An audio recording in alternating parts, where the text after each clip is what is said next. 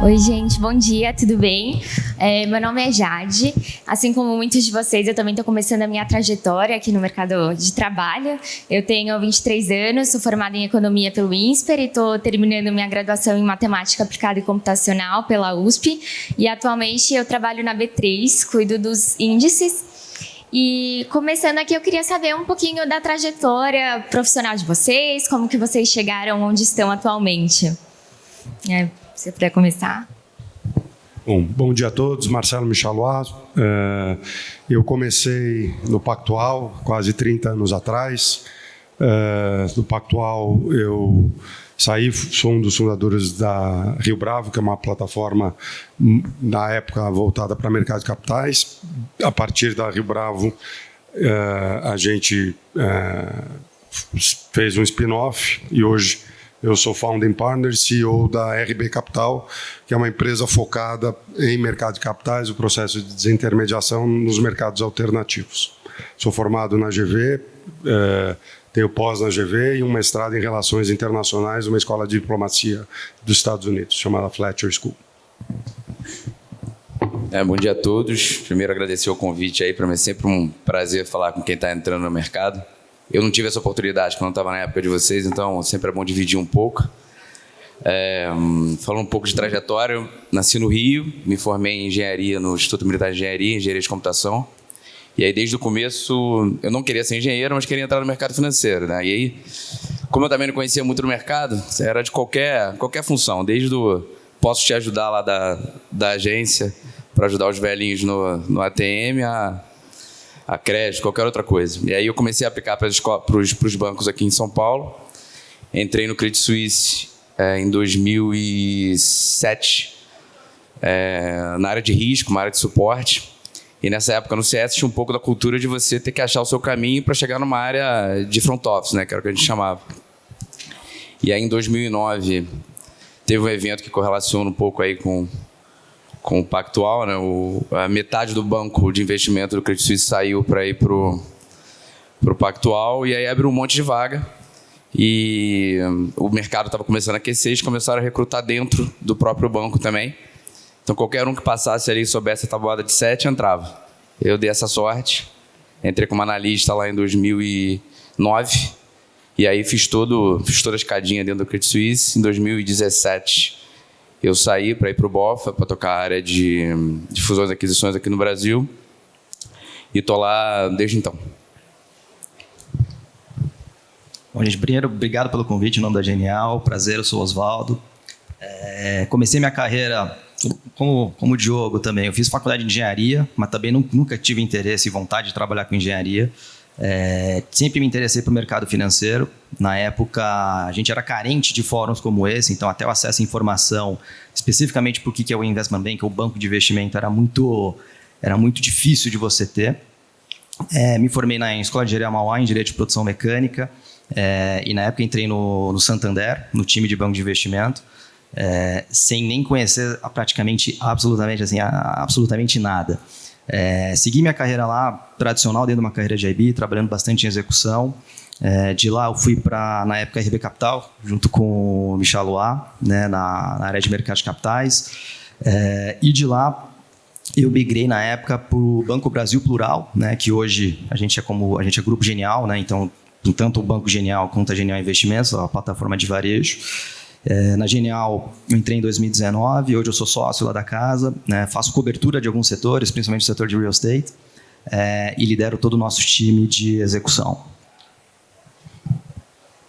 Bom dia a todos, meu nome é Mona Lisa. Eu queria agradecer esse evento maravilhoso, estar aqui com vocês, falando um pouquinho da minha trajetória, e junto com os meus colegas aqui de painel, que trabalhei com muitos deles ao longo da minha carreira. Minha carreira começou exatamente há 35 anos atrás. Eu fiz inicialmente faculdade de Física na Universidade de São Paulo e queria ser cientista.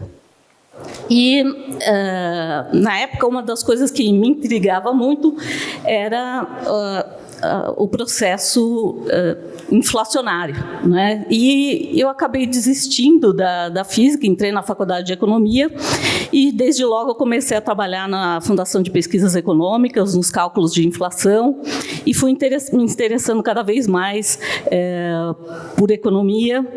Acabei largando a faculdade de Física, me formei em Economia, fiz MBA em Finanças no IBMEC, que hoje é um INSPER, e fui trabalhar como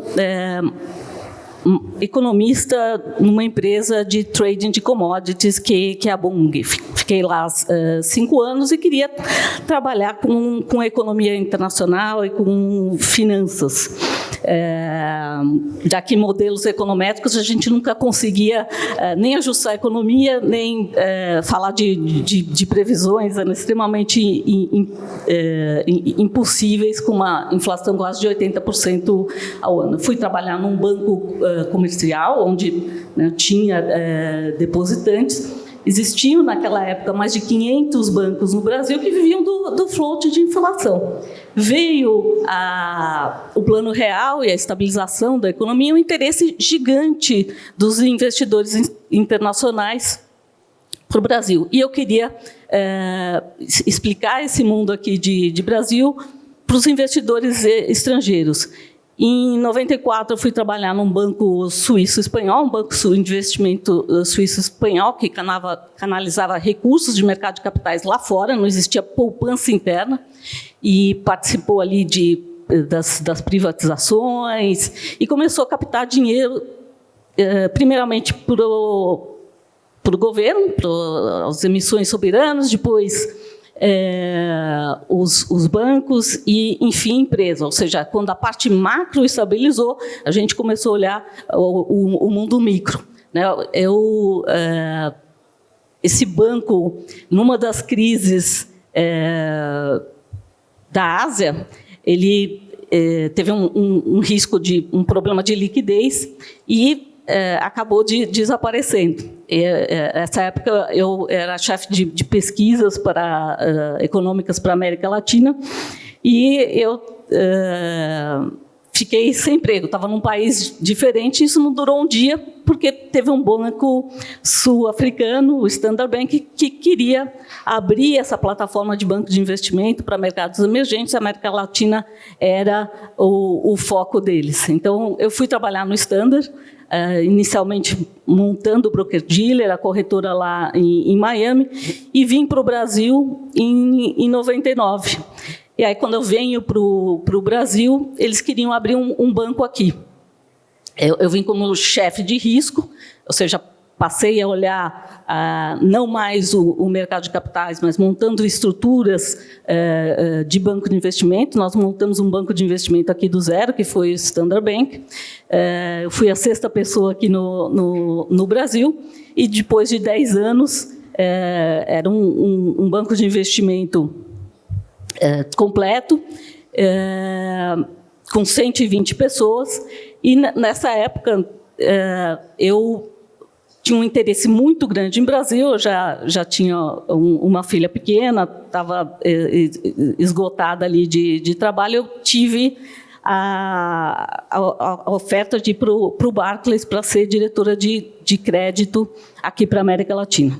Trabalhei mais 10 anos no Barclays, primeiro na área de risco, teve todo o projeto de expansão do banco aqui no Brasil, eu fui COO, e na crise de LIBOR de 2012, eu virei presidente do Barclays no Brasil para ajustar as operações do Brasil. Eles tinham investimentos no mundo inteiro e, devido ao aumento de regras de capital,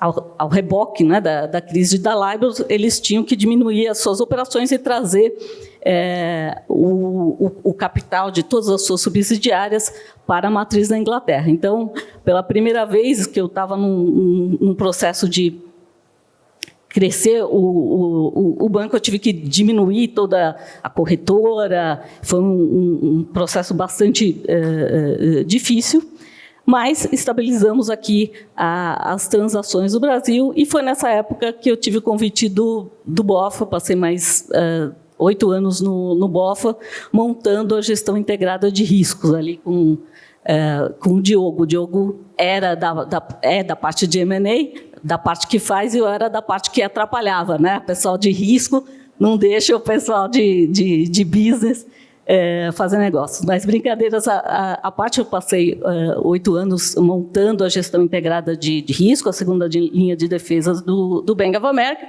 e, no momento, depois de tanta emoção, eu me aposentei de funções executivas e hoje eu pretendo atuar, né? O pessoal falou que já estou atuando no board do Barclays. Não, eu pretendo atuar, tem uma quarentena a ser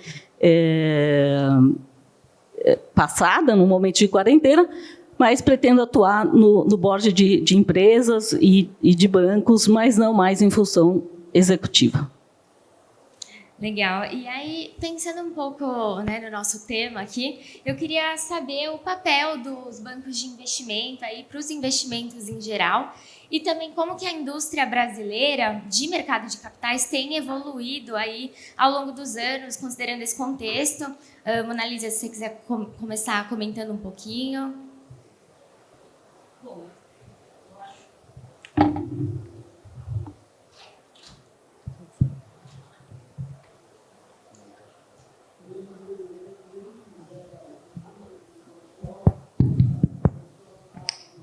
Oi, voltou. Eu acho que, como vários de vocês aqui falaram, né, quando todos nós aqui começamos, esse mercado de capitais ele estava se formando. Não existia esse acesso que vocês têm hoje, que eu acho fantástico, né, da questão da educação financeira. Não tinha mecanismos de banco de investimento, que o banco de investimento basicamente faz é canalizar recursos de longo prazo para empresas e governos. Então, eu toquei aqui em vários pontos das privatizações, de mercado de capitais, Marcelo vai falar disso também. Uma evolução fantástica, né? No começo, você tinha ali emprestar essencialmente para governos, América Latina, que tinham defaultado, e era isso, né? Nós não tínhamos uma poupança interna, um mercado interno de capitais desenvolvidos. Então, foi uma mudança brutal, né? Uma introdução de capitais na economia, como geri-los e trazer oportunidade, aumentar o número de empresas, todos os ciclos que tivemos, primeiros das empresas de tecnologia nos Estados Unidos, agora das fintechs, essa democratização do mercado de capitais, condensando cada vez mais recursos para empresas e governos. Só complementar também, acho que aqui, no final do dia, não só o banco de investimento, mas todas essas derivadas que tem dentro do mercado financeiro, o que a gente faz a gente é um facilitador, né? No final do dia, a gente está aproximando os doadores dos tomadores. E aí isso vale tanto para o cara de M&A, que está facilitando o acesso a uma transação que pode ser transformacional para uma empresa, quanto para quem capta recurso ou quem acessa o varejo, captando recurso para essas empresas que vão fazer essas transações. Como a Mona Lisa falou, ao longo do tempo, o mercado tem amadurecido aqui no Brasil. Então, a gente tem complementado todo esse ecossistema com vários atores, né, e em diferentes expertises. E aí você vê tanto a RB quanto a Genial são derivadas de players maiores que em determinado momento focaram em atividades tais e deixaram alguns flancos que foram aproveitados por outras empresas e que estão sendo muito bem sucedidas aí nessa trajetória. Mas toda essa evolução ela vem a reboque de uma economia que necessariamente tem que crescer. Acho que a gente tem uma boa evolução aí, se for olhar numa janela maior, sei lá, desde os anos 90 para cá. E acho que o que a gente vê hoje é um pouco reflexo desses avanços que a gente teve. Não necessariamente quando você olha uma janela mais curta, a gente consegue perceber essas melhorias de forma tão evidente, mas quando você olha uma perspectiva mais longa, eu acho que ela reflete um pouco a melhoria que o país tem enfrentado, tem observado, sei lá, nos últimos 20, 30 anos. E acho que esse ponto que o Diogo está colocando é importante, porque quando você vê, né, o crescimento da atividade de banco de investimento no Brasil, ela é muito par e passo com a evolução do mercado de capitais, né? Então, quando você olha, olhando até, eu acho que num período aqui de olhar para os últimos 10 anos, né, eu acho que o mercado de capitais, dentro de, por exemplo, de da matriz de funding de muita companhia no Brasil, não só das grandes, na época talvez dos grandes players, mas hoje de todas as empresas, eram como 20% do endividamento das companhias. Hoje, esse percentual ele já chega até 40%. Né? Então, já é uma participação relevante. Né? Eu acho que tiveram alguns fatores, naturalmente, que aceleraram isso, não só o desenvolvimento, mas a atividade em si de assessoria, mas principalmente também uma agenda de ciclo de juros também um pouco mais saudável, né? E uma falta não, na verdade, um efeito até positivo, que foi a participação do BNDES que ele tinha também dentro do mercado de funding para as companhias, ou seja, hoje ele é muito mais um acessório e não eventualmente aquele funding primordial, essencial, subsidiado. Né? Então, acho que o mercado de capitais está aqui para suprir isso, acho que é uma evolução, né? Acho que quando a gente olha para o que é mercado internacional, a gente ainda é muito pequeno, né, quando comparado a isso. Né? Eu acho que essa proporção dos 40% aqui que eu citei, acho que em mercado mais desenvolvido é 5 vezes muito maior. Né? Então, acho que é um caminho sem volta e é um spin positivo. Né? Eu acho que gera oportunidade para o jovem, né? Eu acho que tanto para a indústria, que a gente precisa de gente, mas também nesse capital que foi captado pelas companhias, isso vai virar investimento. Né? Isso vai virar PIB, isso vai virar oportunidade. Então, acho que é um spin super positivo que a gente está nesse momento e a perspectiva acho que é essa linha.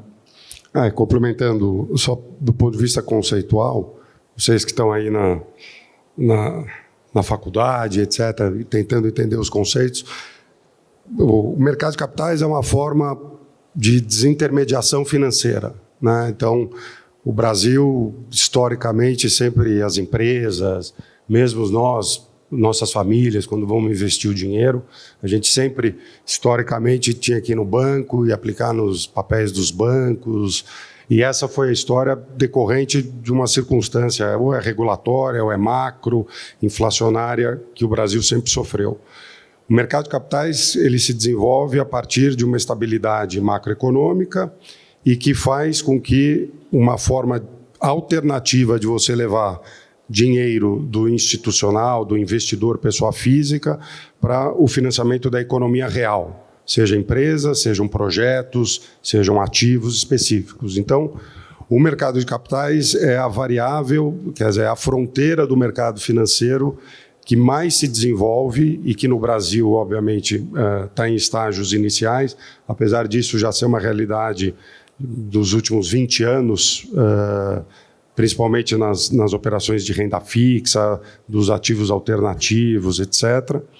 Mas o mercado de capitais ele é a forma mais saudável do ponto de vista da captação de recursos para as empresas e para os projetos, por uma alocação, né, para uma tomada de recursos e que dê, na outra ponta, uma forma alternativa de investir o dinheiro da sociedade, das empresas e das pessoas físicas, que no Brasil sempre foram absolutamente concentradas em produtos bancários e que hoje você tem uma alternativa de aplicar em instrumentos que a gente chama, né, de títulos e valores mobiliários, que são aqueles que o mercado de capitais acaba produzindo, que são cotas de fundos imobiliários, as ações das empresas, as debêntures corporativas, as debêntures de infraestrutura, os papéis de securitização, que nos mercados desenvolvidos tem uma parcela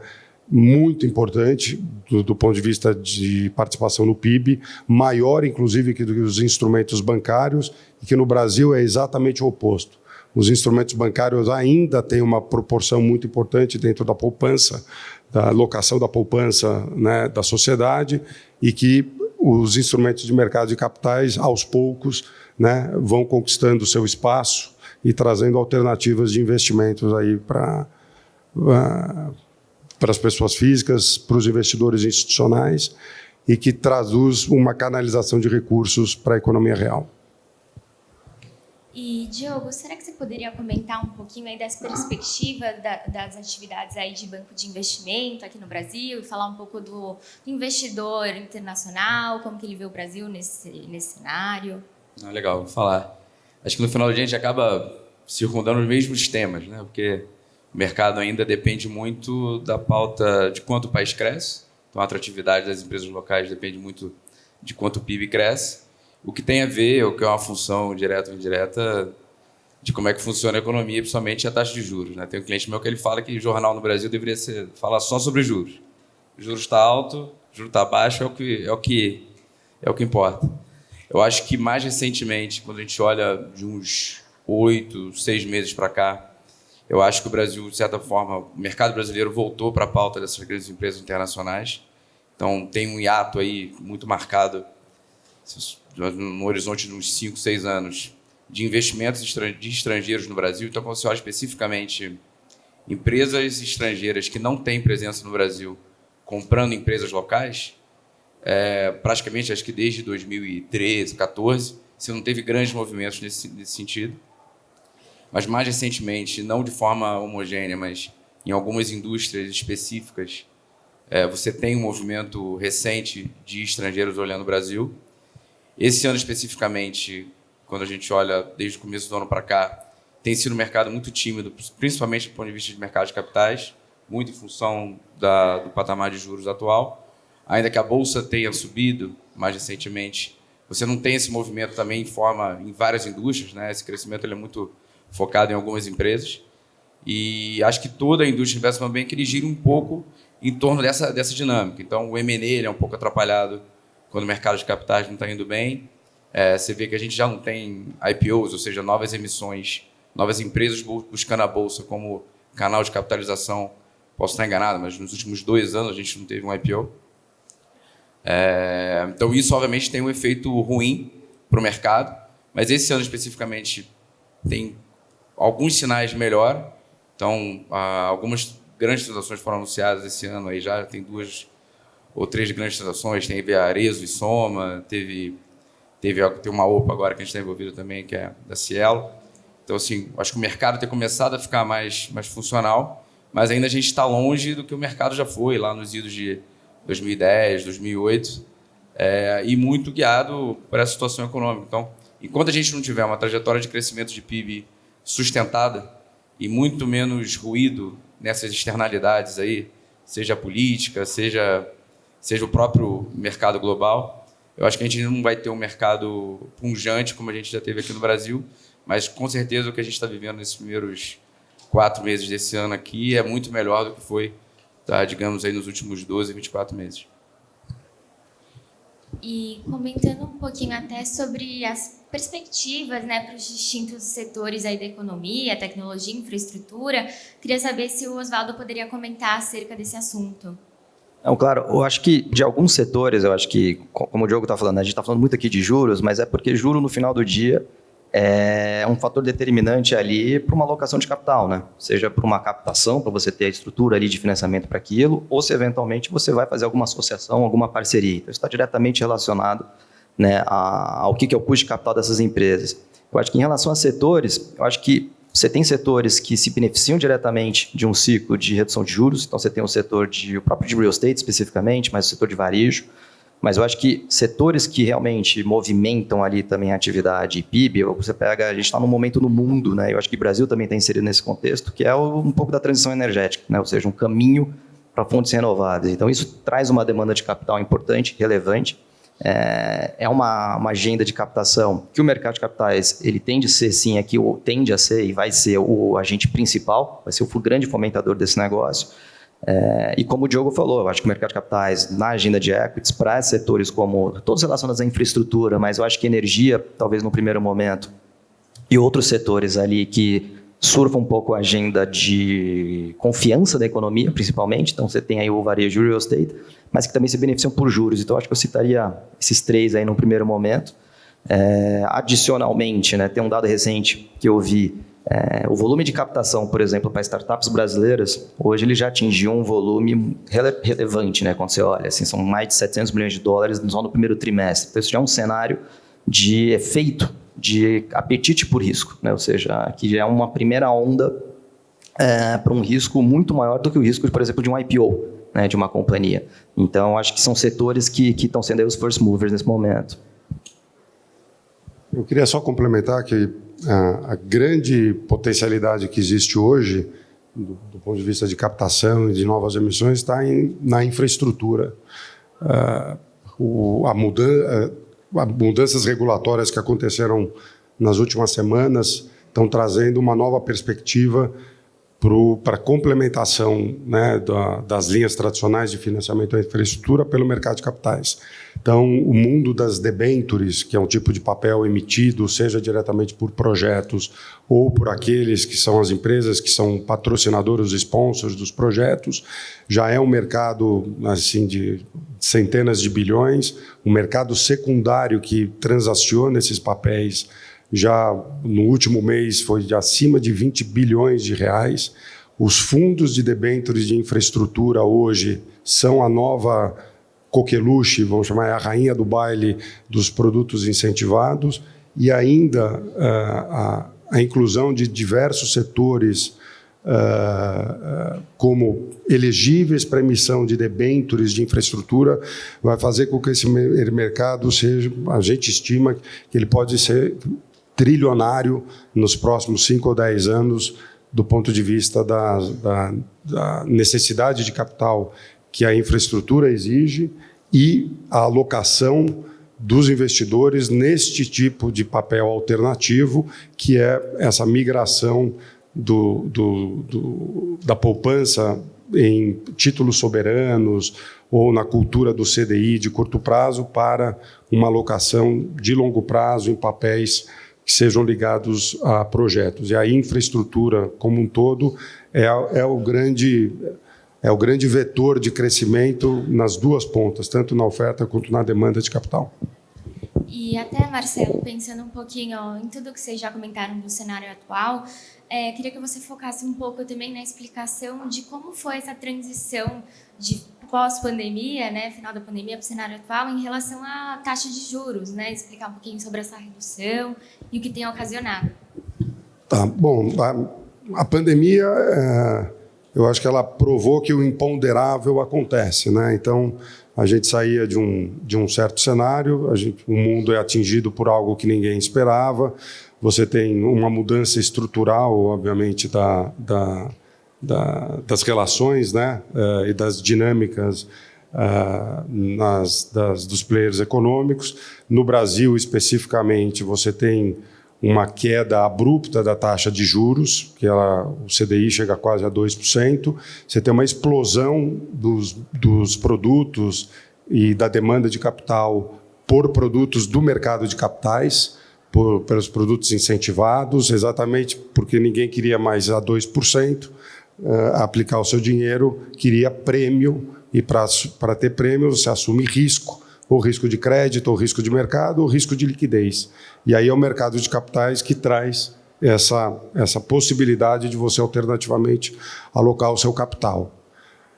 Mas mesmo tendo essa taxa de juros, a gente viu que existia um processo disruptivo na cadeia da oferta global, que exatamente ocasionou o processo inflacionário global e estrutural, que fez aí com que todos os países, os bancos centrais, tivessem que correr atrás e todo mundo subindo juros. Então, você tem um choque, basicamente, de uma volatilidade muito grande na política monetária, que sai, né, por um easing, né, de cortar juros para estimular a atividade econômica. Ao mesmo tempo, você tem uma disrupção da cadeia de supply no mundial, que faz com que a inflação, né, globalmente aumente, e aí você tem a taxa de juros subindo. E eu acho que o Brasil, né, dentro do cenário mundial, fez a lição de casa. A gente vê que, aos poucos, estruturalmente, a taxa de juros tem reduzindo. Obviamente, tem alguns outros fatores ou circunstâncias, mas a gente, que é um player de mercado de capitais, a gente sente a correlação direta da atividade desse tipo de operação e tipo de captação. Quando, no meio da pandemia, por exemplo, quando a taxa de juros está 2%, a gente lança um fundo e a XP nos capta 2 bilhões de reais em 40 dias. Aí a taxa de juros sobe, a gente vai sair com um fundo, todo mundo fala, não, eu não quero, porque está 13%, eu vou deixar meu dinheiro numa liquidez diária aqui, no CDBzão do Itaú, e está tudo bem, eu não preciso avaliar risco de crédito, de mercado e de liquidez. Então, o Brasil é isso, pelos fatores micro, né, exógenos brasileiros, sempre sujeito, né, aos intempéries que vêm de fora, globais, ou o imponderável que a pandemia, né, nos fez enfrentar. Pegando um pouquinho de gancho aqui do Marcelo no pós-pandemia, né, é interessante notar 2 pontos aqui que ele falou. Uma, essa questão dos juros, né? Então, a gente teve no mercado de investment banking, de forma geral aqui no Brasil, volume recorde de M&A, se você for olhar 2020 a 2022. Só me engano, 2022 acho que foi o maior ano que a gente teve, pelo menos nos últimos 10 anos, e de emissões. Então, de novo, né, as coisas andam agrupadas, tanto o mercado de capitais quanto o mercado de M&A, mas tudo girando em torno de juros. E o outro elemento que é importante pós-pandemia é esse que o Marcelo mencionou sobre o rearranjo global das cadeias de valor. Então, acho que todas as grandes empresas têm se preocupado em diversificar as fontes. Então, não necessariamente toda a parte fabril vai estar focada lá nos mercados, talvez com mão de obra mais barata, como Índia, Sudeste Asiático e China. E essa cadeia de valor está sendo redistribuída globalmente. E aí sim tem uma grande oportunidade para a gente aqui na América Latina. Talvez o Brasil esteja numa segunda onda nesse movimento. Acho que o México está mais à frente pela proximidade geográfica. Mas também, potencialmente, vai ser nos próximos anos o grande tema que vai ter de mercado de investment banking, notadamente M&A e mercado de equities, desse rearranjo global dessa cadeia de valor, com a migração dessa parte produtiva saindo da Ásia e vindo aqui para a América Latina também, sendo um grande indutor de negócio aí, provavelmente nos próximos anos.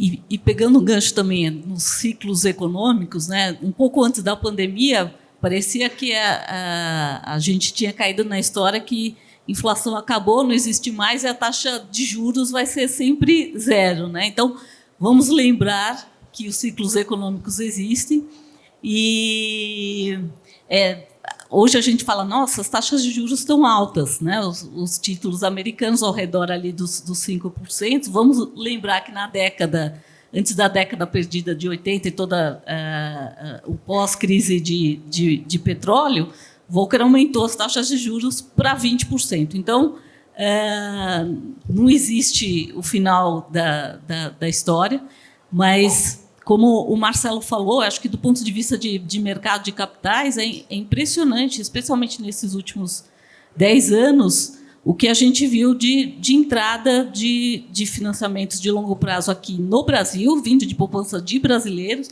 Marcelo, você lembra? Não existia mercado secundário de capitais. Não. E hoje, era buy and hold, né? Buy and hold era só os bancos e aqui esse público, essa poupança, ficava ali nos produtos bancários. Então, eu acho que o papel também hoje da geopolítica pesa muito. A gente vinha de um mundo globalizado, né, sem fronteiras de produção, e a geopolítica hoje pega muito forte, né, riscos políticos. Então, isso tem que prestar muita atenção.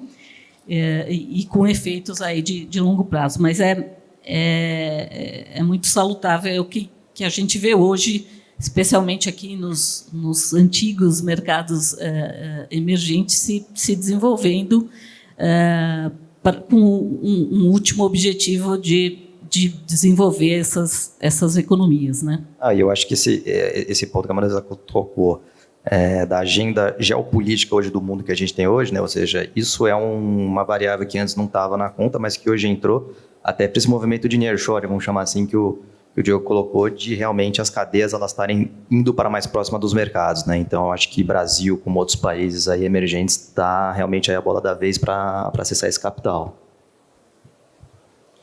Eu queria abrir esses minutos finais que a gente tem ainda de discussão para perguntas, questões, seja sobre cenário atual, seja sobre trajetória de carreira aqui do pessoal. Então, quem tiver dúvidas aí, esse é o momento.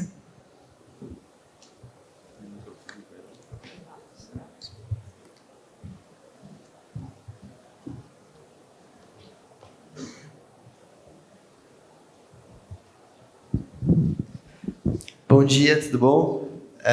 Eu me chamo Felipe, muito obrigado pelo tempo de vocês. Eu queria perguntar especificamente para o Diogo, que dica você dá para quem quer ingressar em M&A?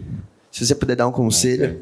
A gente estava falando antes aqui de entrar no painel, que acho que a primeira dica é assim, vocês têm que olhar o que vocês têm de atributos de vocês. Eu acho que vocês já estão numa fase da carreira ou da trajetória de vocês.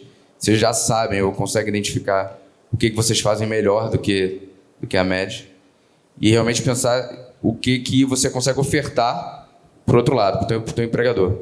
Acho que a única coisa que vocês têm que estar longe é não tentar idealizar a carreira de investment bank, especificamente de M&A.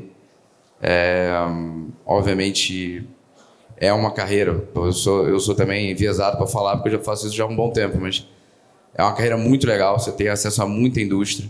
Então, você começa o dia falando sobre varejo, você termina o dia falando de infraestrutura e você passou por, 5 outros setores ao longo do dia, fazendo calls com clientes. O que eu faria para hoje, né, olhando o Diogo lá de 15, 20 anos atrás, para entrar no mercado, acho que você tem que estar muito bem munido de informação. Então, tudo isso que a gente falou, todos esses temas que a gente falou, eles são temas das principais publicações. Então, você tem que estar muito bem antenado nesses movimentos, tanto locais, né, tanto que acontece no mercado doméstico quanto global, para você poder interagir bem, seja numa entrevista ou na conversa com quem pode ter essa vaga. Cara, eu estudaria muito a contabilidade. Acho que o mercado, de forma geral, o mercado de investment bank, as pessoas dão menos importância à contabilidade que ela deveria ter. Acaba sendo, mas é uma coisa acessória. Não, você não consegue fazer um bom valuation se você não souber de contabilidade. E estudar bastante corporate finance, cara. Ninguém, quando começa a carreira, isso é uma falácia, assim, que você vai fazer uma entrevista, o cara te faz um monte de pergunta técnica. É besteira, porque ninguém que começa a carreira vai ter uma proficiência técnica grande. Você consegue com experiência, vendo vários casos. É besteira, não estou ensinando quem está fazendo recrutamento, mas não é isso que você tem que procurar no cara que entrar no mercado. Tem que procurar outros atributos. O mercado de investment bank, eu acho que o mercado financeiro de forma geral, ainda que seja um grande driver de mobilidade social, ou seja, não é um mercado que vai captar quem tem mais dinheiro para ganhar mais dinheiro ainda. Normalmente você tem a oportunidade de crescer ali dentro, mas você tem alguns atributos pessoais que são importantes na carreira. Tipo, você vai ter que ter muita abnegação, muita renúncia ao longo da tua carreira. Você sempre vai trabalhar mais do que a média dos seus amigos que estão em outras indústrias. Então, acho que isso é importante. Não sei se isso dá para treinar ou aprender. Acho que tem um componente inato ali muito importante. Mas, de forma de preparação, se eu tivesse começando a carreira hoje, quisesse mostrar para aquele recrutador, para aquele entrevistador, o que eu tenho para entregar para ele, acho que seria muita informação, ou seja, a minha parte eu consegui fazer, eu me atualizo das coisas, eu estudo o que eu preciso estudar do ponto de vista técnico, contabilidade e corporate finance, e eu tenho esses atributos pessoais que a carreira exige e, obviamente, vão ser polidos ao longo da trajetória, mas é importante que você, pelo menos, tenha predisposição de ter esse tipo de renúncia e abnegação ao longo da carreira para começar seja em M&A ou em qualquer outra área do mercado financeiro. Eu acho que só para pegar um gancho no que o Diogo colocou, acho que sim, a base técnica, totalmente, mas no aspecto pessoal, tem um pouco de resiliência. Um pouco não, mas muita. Porque a gente fala, às vezes, muito das transações que deram certo, mas tem também um volume muito maior, mas infinitamente maior das que não dão certo. Que é onde você mais aprende, né? Que é onde você mais aprende. Então, sem dúvida, você tem uma base técnica, isso te ajuda não só para o mercado financeiro, mas para a vida, mas resiliência também, né? Ou seja, você não tem que também estar lá em cima, achar que tudo está maravilhoso e quando de repente não dá certo, está tudo acabado. Não, acho que você tem que levar a tua vida de uma forma e tirar a lição de tudo. Mas eu acho que resiliência, eu diria que para a carreira em investment banking, carreira no mercado financeiro, mas para a vida, eu acho que é essencial.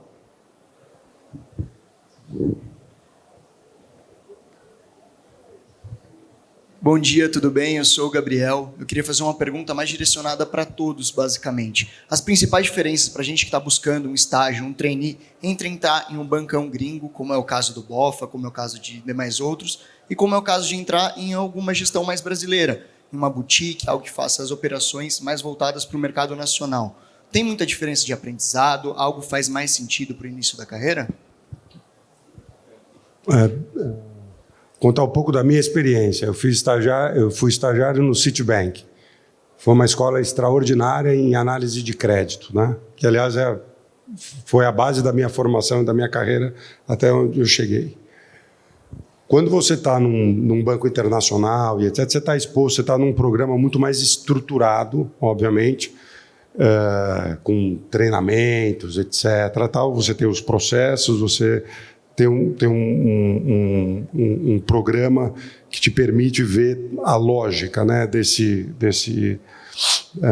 processo educativo que você tem dentro da organização. Foi assim que eu experimentei dentro do Citi. Mas ao ter estado no Citi, eu sabia que eu não queria, ao final do meu estágio, não é num banco grande que eu quero ficar. E aí eu procurei e entrei no Pactual, em 1994, estou falando. 1993, então, falando de 30 anos atrás. E foi aonde eu construí a minha carreira. Então, quando você está, por exemplo, numa empresa mais local, né, numa boutique, uma coisa mais não estou dizendo informal do ponto de vista da informalidade, mas de você estar mais exposto, sendo visto e vendo, sendo ouvido e ouvindo. Eu acredito que neste tipo de ambiente você captura mais. Obviamente você tem que ter uma coisa estruturada, algum programa de estágio, um summer, etc. Mas num ambiente que é mais empreendedor, que é uma coisa menor, você de fato você consegue absorver mais. Pelo menos foi a minha experiência, e de lá da experiência que eu tive no começo do Pactual, eu falei, eu nunca mais volto para uma coisa corporation, né? Uma coisa muito corporativa. Mas era o meu estilo, era a minha personalidade, aquilo que eu estava buscando, que vai um pouco do que o Diogo falou.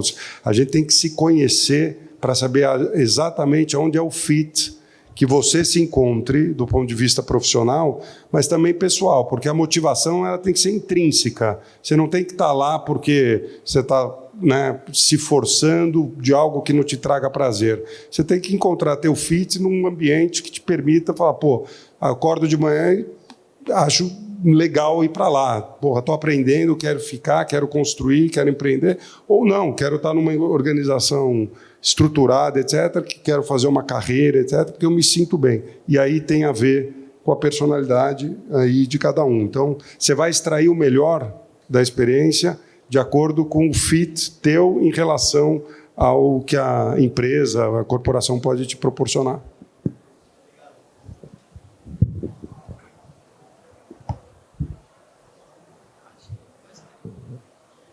Bom dia, meu nome é Carolina, agradecer pelo tempo de vocês. Eu queria comentar a respeito de uma matéria que eu vi no Valor Econômico, que o Larry Fink, CEO do BlackRock, comentou que ele estava tirando um pouco o pé no acelerador de investimentos ESG e focando agora em investimentos de transição de economia cinza para economia verde. E eu queria saber como vocês enxergam isso no contexto do investment banking. É isso. Obrigada. Cara, o mundo, esses problemas do mercado financeiro, ele tem essas ondas, né? Então, teve a onda tech, acho que ainda tem ainda, não estou falando que ela acabou, mas durante algum momento o mercado foi até um pouco irracional na avaliação de risco e de retorno para esses investimentos. Agora tem a onda ESG. Eu acho que no final do dia, no longo prazo, as empresas vão procurar o que dá retorno. Então, pode até ser um pouco cínico falar isso, né, contra o discurso formal, mas acho que as empresas vão olhar o que dá mais retorno para ela no longo prazo. Se você tiver uma cadeia de incentivos para que o investimento se direcione para tecnologias que não são tão rentáveis atualmente, por si só, né, sem esses incentivos, e que no longo prazo elas podem se tornar o mainstream, eu acho que aí funciona. Mas que no final do dia, assim, até essas grandes casas, eles vão ter esse tipo de discernimento fora do que tem de temática de debate, de pressão política, pressão popular, de procurar o que dá mais retorno. E se o ESG, no longo prazo, tiver essa condição de retorno, mas eu não vejo hoje, e talvez seja um pouco diferente do que teve no passado recente, as pessoas jogando dinheiro numa temática de ESG independente do retorno que esse investimento vai dar. Todos esses caras são o que são porque ganham dinheiro, sabem como ganhar dinheiro. Então, a partir do momento que o mercado depura os projetos mais rentáveis, e aí, se eles tiverem uma matriz limpa, ainda melhor, eu acho que é aí que vai estar a alocação de recursos, né, que vai estar o investimento dos investidores.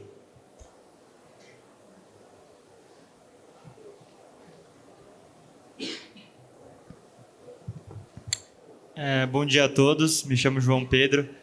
Eu queria perguntar mais especificamente para o Oswaldo e para o Diogo, como vocês enxergam o estilo de vida de quem trabalha em investment banking, os pontos positivos, os pontos negativos e o porquê que vocês escolheram estar aí hoje? Eu diria que assim, acho que numa das primeiras perguntas, né? Acho que a tua escolha de carreira, ela passa muito naquilo que te faz feliz, naquilo que você gosta, né? Então, eu, quando era mais novo, eu escutava isso. Falei assim, pô, esse negócio é uma utopia, né? Pô, eu quero crescer, eu quero, construir patrimônio, quero ganhar dinheiro, quero, enfim, me desenvolver. Mas no final do dia você percebe que é aquilo que te faz feliz. Então, sobre a rotina, eu acho que estamos aqui, todo mundo tem interesse na indústria, poxa, acho que da cultura, do lifestyle do investment banking, de, você trabalhar realmente longas horas, como o Diogo comentou, você tem que fazer escolhas ali, né? Então, assim, você está trabalhando naquilo, você vai ter que ter um pouco dessa abnegação. Quando você está fazendo aquilo que você gosta, você consegue encontrar algum tipo de equilíbrio, né? Então, talvez a gente já se acostumou com a rotina, mas sim, é uma rotina puxada, né? Porque a demanda realmente é muito forte, porque o volume de transação também é muito forte, né? Ou seja, quando a gente vê as transações acontecendo, você tem uma etapa antes, que foi a etapa de preparação de tudo aquilo, né? Tanto das que deram certo, quanto também das que não deram.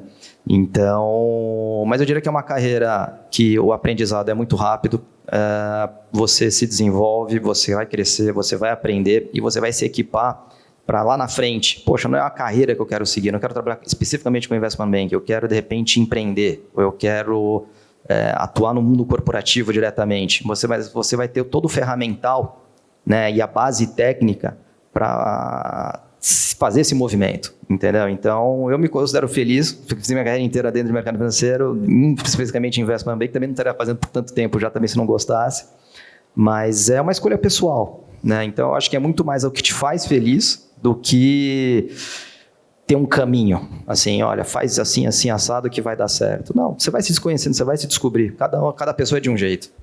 Acho que só complementando aqui, realmente, são longas horas, você trabalha muito, principalmente no começo da carreira. É brutal a quantidade de trabalho que você tem, mas, de novo, você aprende muito. Acho que só complementando, né, o que o Oswaldo falou, que acho que quando você passa mais tempo, você consegue ter essa perspectiva, né? Você consegue olhar para trás. Cara, é muito importante, por mais que você gaste muitas horas no trabalho, que você nunca perca a tua conexão com família e com amigos, porque em algum momento ou você vai passar, porque você não vai ser um investment banker, não é ser um investment banker que vai definir quem você é. Em algum momento você vai deixar de ser investment banker e vai fazer outras coisas. E é muito importante que quando você chegar nesse ponto, você não perca também, o vínculo com a família, o vínculo com amigos, porque senão fica muito vazio, né? A carreira não define quem você é, né? A carreira é um elemento de uma trajetória maior. E acho que todo mundo que quer entrar em investment banking tem que estar ciente do tipo de trabalho que é, da dedicação que precisa. Você sempre, na carreira de investment banking, você sempre vai trabalhar mais do que o seu amigo em qualquer outra carreira que tiver. Dificilmente, acho que ainda mais hoje em dia, onde as pessoas tendem a ter um balanço maior entre vida e trabalho, ainda acho que o investment banking está muito acima, mas é muito importante que ao longo dessa trajetória você nunca perca um vínculo com as coisas que realmente importam. Por mais que o trabalho exija muito, é importante que você tenha a noção da perspectiva, né? Que em algum momento aquilo ali vai passar na sua vida. Nenhuma mais pergunta, gente? Acho que a gente tem mais tempo para uma... É curtinho? Então tudo bem. Olá, bom dia. Meu nome é Thiago. Agradeço por toda a ajuda e a presença de vocês. Eu queria fazer uma pergunta mais sobre o comentário do Diogo, que ele falou sobre se manter informado, atualizado sobre o mercado para destacar. E eu queria perguntar como alguém, como a gente, assim, que está na faculdade, estágio, consegue realmente deixar uma marca na entrevista de, esse cara realmente sabe a mais que a média, ele é diferente dos outros. Cara, sendo sincero, acho difícil você chegar na entrevista e você mostrar que você sabe mais que a média. Acho que você tem que saber. Acho que isso é o quesito básico, assim. Então você tem que estar... Até para você poder fazer as escolhas, lá, como o Marcelo falou, você saber, pô, eu quero entrar no bancão, eu quero começar numa boutique. Se você não tiver a sua própria perspectiva sobre o que essas coisas falam, eu sei que às vezes tem um gap de informação que não vai te permitir ter uma visão muito sólida, estabelecida daquilo, mas eu acho que estar bem informado é necessidade básica. Assim, se você chegar lá e você não souber o que estava na capa do valor daquele dia, assim, eu acho que isso, para o avaliador, e eu já fiz muito recrutamento quando eu estava no Credit Suisse, acho que isso diz muito sobre quem você é. Então, pô, como é que você está lá aplicando para um banco, aplicando para uma boutique, para uma gestora, e você não leu nem o jornal do dia. Então, acho que tem algumas fontes que elas são mais óbvias você procurar. Acho que leria todos esses grandes jornais de valor ou os outros outlets que falam bastante de finanças, para você saber o que tem acontecendo no mercado. Não abrir a mão de ler a The Economist toda semana, porque isso vai te dar a perspectiva mais macro, não necessariamente focada no mercado doméstico, mas tanto de geopolítica quanto de política global. E, cara, acho que o que, para mim, né, cara, quando eu faço recrutamento, o que mais conta não é o conhecimento técnico, não é o conhecimento da atualidade, acho que são requisitos básicos, pelo menos você assume que são requisitos básicos, mas é como você encadeia suas ideias, como você responde as perguntas, como é que seu raciocínio funciona, como você se expressa, principalmente, que, de novo, são elementos básicos para qualquer profissão. Mas é isso que vai fazer o avaliador lá falar, tudo bem, esse cara aqui merece pelo menos a próxima entrevista. Eu acho que isso deveria buscar. Eu ia até complementar, seja sincero. Seja sincero com você e seja sincero com o avaliador. Às vezes a gente acha que está lá, né? Eu sou um produto, então vou me vender, deixa eu me travestir. Mas se você entra na organização se enganando daquilo que você de fato é, que você acredita e o que você quer, você se frustra. E você se frustra muito rápido. Então, a inteligência emocional vem disso, de você saber, primeiro, se conhecendo e sabendo aonde você quer estar naquela empresa, mas seja sincero, primeiro com você mesmo e depois com o próprio avaliador, porque é isso que vai fazer criar o intangível, o amálgama, né? Aquela motivação de fato, puta, era exatamente onde eu queria estar, é aqui que eu vou me dedicar, é aqui que eu vou crescer. Então, isso, você não pode se enganar nesse sentido. Óbvio, tem que estar muito bem informado, tem que ter a técnica, tem que ter o raciocínio lógico, tem que ter a resiliência, tudo que a gente foi comentado aqui, mas antes de tudo tem um aspecto intrínseco, que é a sinceridade, né? Falar, putz, é o meu fit, eu vou com tudo e aí ninguém te segura. Estando numa oportunidade que te dê essa força intrínseca de crescer e de entregar e de performar, isso vem de dentro, não vai vir de fora. Bom, gente, eu acho que eu tenho que acabar rápido, porque a gente já pegou um pedacinho da próxima palestra, mas estava tão boa que eu deixei rolar um pouquinho mais. Não percam, primeiro, palmas para todos aqui, por favor.